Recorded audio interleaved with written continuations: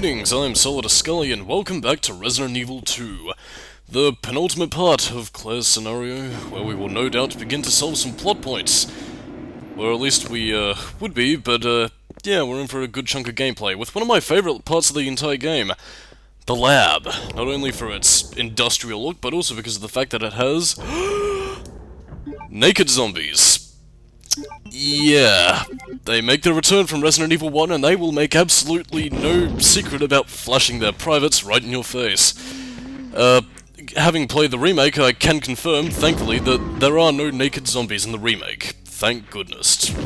And, yeah, I think the world can live without that because I really don't want to look forward to seeing, you know, high-definition naked zombie penis right in my face. Actually, trying to think now, did the original Resident Evil remake from 2002 have naked zombies in them? If they did, I don't really remember. I haven't really played the original remake that much. I think I've... as far as I remember, I think I've only done, like, the Jill scenario with that. I don't know. Yeah, I'm one of those weird super freaks that kind of prefer the original Resident Evil to the remake. It's not to say that the remake is bad or that I dislike it or anything, it's just... I owned the original game for a much longer period of time, so I kind of know that version in and out compared to the remake. I don't know. I think it is worth kind of going back to the original remake, especially since, you know, Resident Evil 2's just been released, so... goody goody gumdrops. Anyway, the reasons why I like the lab. Or is it called the lab, or whatever? I think we'll see as we go on, but I mean, it's mainly for a lot of the... I guess sort of the, like, aesthetics. I don't want to say that it looks late, like, very late 90s in terms of its look, but I mean, it just... it kind of meshes between the elements of looking like very hard-edged metal sort of thing, but at the same time also very, you know, organic in nature, which we will see as we go on, given, you know, the zombies and the sorts of experiments that Umbrella was doing around here. It makes for a nice balance, and one that I honestly kind of prefer over the Resident Evil 2 Remake's version, which looks very... well, I mean, how do I describe this? It kind of looks like the Hive from, like, the Resident Evil movies mixed in with basically every modern-day clean-cut sci-fi movie over the past 10 years. I don't know, it just kind of strikes me the wrong way as something that looks a little bit too clean for its own good. I don't know, I'm just sort of rambling at this point. But, anyway, in terms of things that we should stay silent for, because, you know, the atmosphere is very cold, which indicates it's very serious, so... you know, I think I should just shut up now and let you truly absorb all the very important story cutscenes that we have, like this one right here.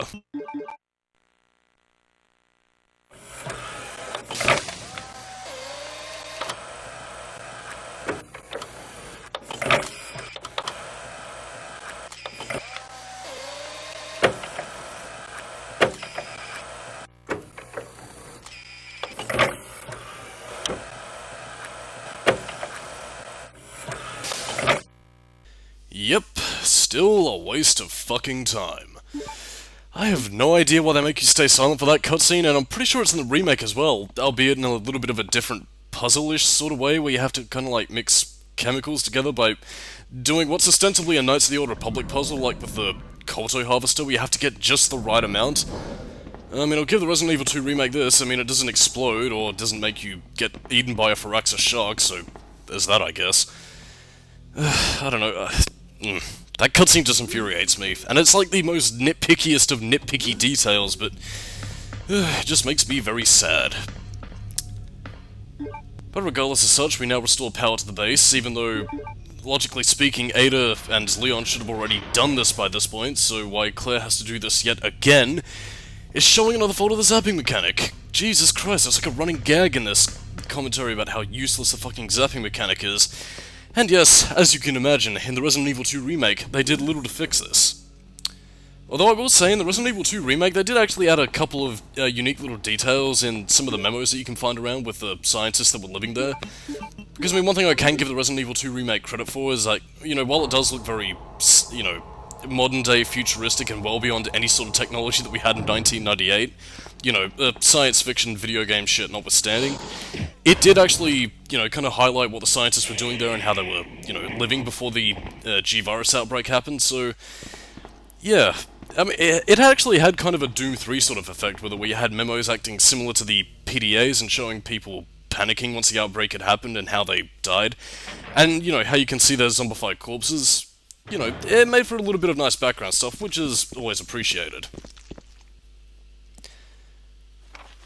And yeah, this is just user registration crap, and also another opportunity where you can use the, it's not the V-John, it's the, I think it's just called the P-gas, or I might be thinking of Resident Evil 1.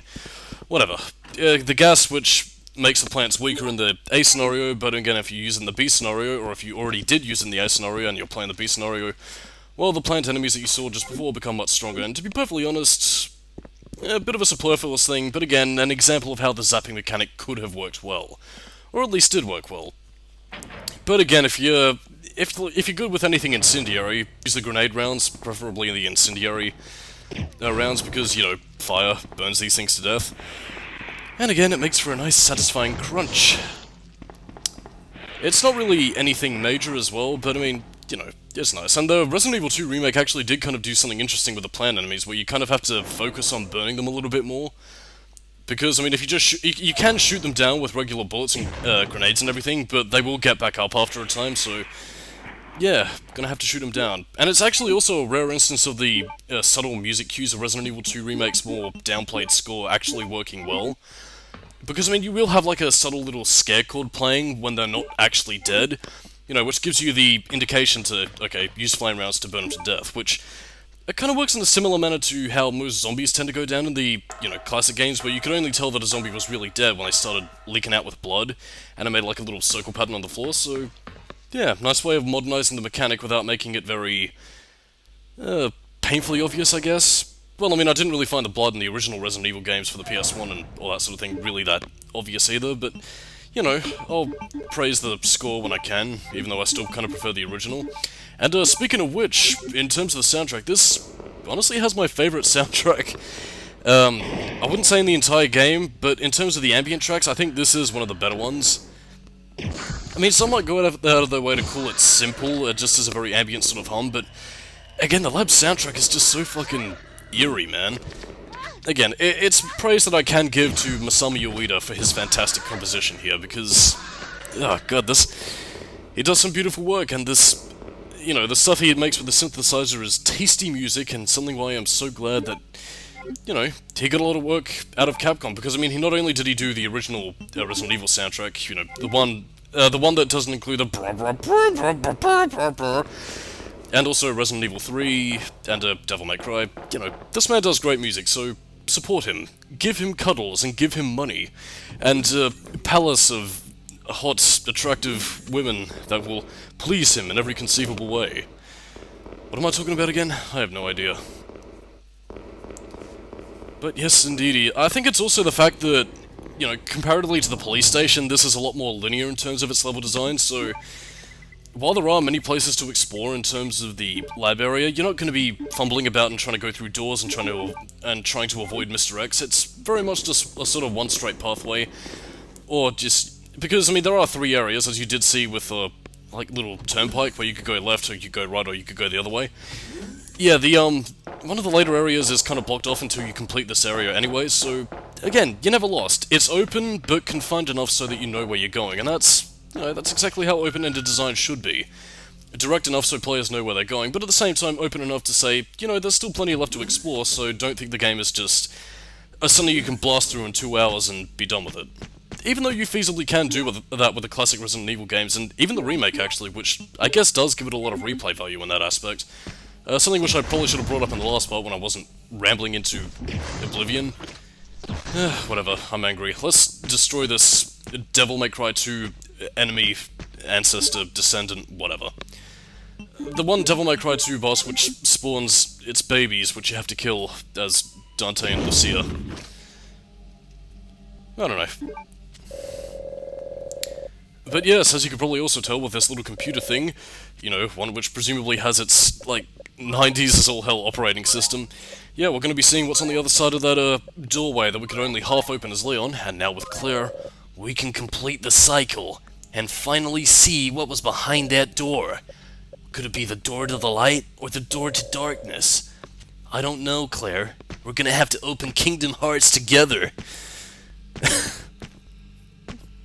I sincerely doubt that would ever happen, but I mean, if Resident Evil was to turn up in Kingdom Hearts, well, it'd be weird, probably incredibly toned down, but it'll be fun. But anyway, that is the last we'll ever see of those bug-shaped enemies, and now it's onwards to new adventure. And by that I mean a massive sort of sidestep, because while we do deal with a little bit more plot in terms of exactly what Annette Birkin's deal is, and what exactly is so significant about Sherry's pendant, well, yes, we're going to be doing a lot of sidestepping, and basically just exploring this place to the fullest, which we couldn't do as Leon. But again, what does this entail? Well, besides finding more ammunition and grenade rounds, which basically should be your primary weapon by this point, because you probably have enough handgun bullets to the point where it shouldn't really matter. And even at this point, you know, again, if you have more ammo than you can really carry for a certain weapon with a ammo stock, you usually divide itself into 2 different ammo piles. PS1 limitations, I guess, but again, it's nothing to be concerned about, because grenade rounds go away sooner or later. As you can see here, you have plenty of naked zombies to test them out on. Preferably quickly, because I really want that naked zombie right in front of us to get its ass out of the camera. Because I'm sure that's something that everybody wanted to see. It does kind of occur to me that somebody on the Capcom development team decided that they wanted to put naked zombies into their video game, but though then again I suppose it's probably no different than any other developer putting in like a succubus sort of enemy, or like, well, I guess maybe my biggest example would probably be, was it Lilith from Infamous? You know, the leader of the Reapers, who I'm pretty sure had her breasts exposed in that game. I'm gonna have to play it again, that might be my memory playing tricks on me. But, yes. Awkwardness, all around.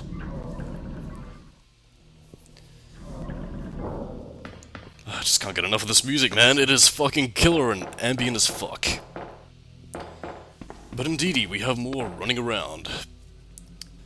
Like, I mean, seriously, as like something of a side note, if you ever do get the chance, please look up the original Resident Evil 2 soundtrack, because it is so fucking good.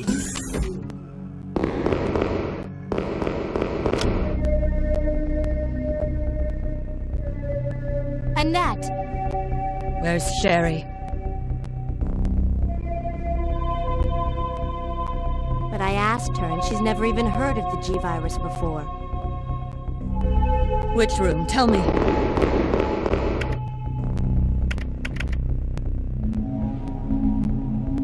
Sherry!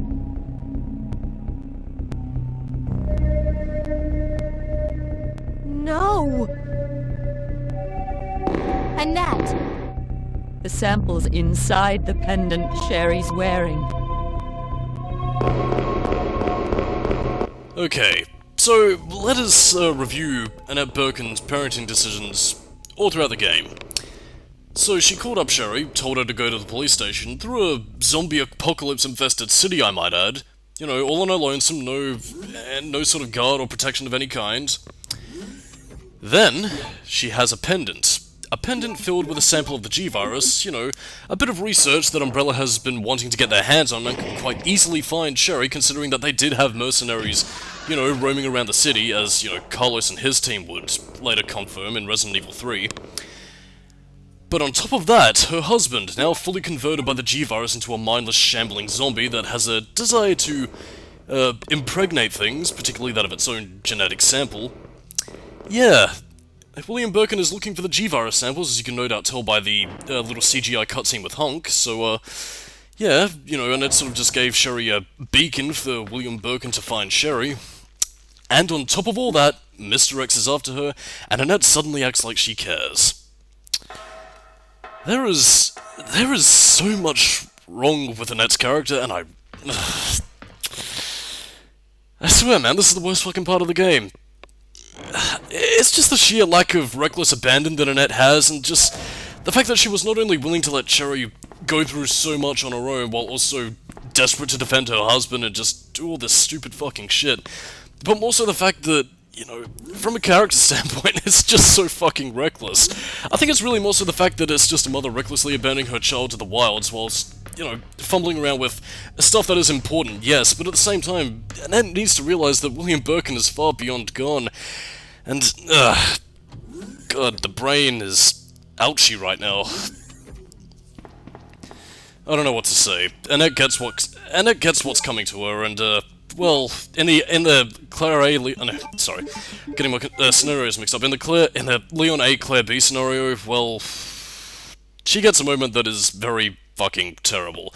And believe me, the remake does little to fix this because it also has that very same moment which is meant to be emotional and impactful, but is still fucking terrible. And to be perfectly honest, I don't know exactly how the Resident Evil 2 team wanted to be writing the characters of William and Annette Birkin. I don't know if they wanted them to be sympathetic or caught in a bad situation or completely heartless and unsympathetic, but the way they try and go about it is just... It's contrasting, and at the same time, it's aggravating. I mean, if they wanted them to be straight up heartless, then I think they should have gone the whole 9 yards and making them a little bit more obvious about that fact. But I mean, if they wanted them to be sympathetic, I think they honestly should have written Annette with a lot more concern for Sherry rather than the research or... you know, at least defending William Birkin to the extent that she does, because this is fucking terrible. But you know what, to alleviate that mental stress, let's take a look inside here, a place that we weren't able to access before, but can now. Claire, you will be the one to open the door to Kingdom Hearts. I don't even know what sort of impersonation I'm going for. It's like a mixture between, like, Leon Kennedy and Silver the Hedgehog. Whatever. It doesn't matter anymore, because now we will finally see what is behind that door. Could it be a new car? The secret to Resident Evil's success? A new Silent Hill game? Probably not. But I can dream, damn it. Now, in here is actually where Mr. X came from. This was the T-00, which is, I guess, the Tyrant perfected in a much better state than it was with the prototype that we saw in Resident Evil 1 when Wesker, you know, brought it to life. In the Nintendo 64 version, actually, that cage was actually filled with a hunter, which is surprisingly absent from this game.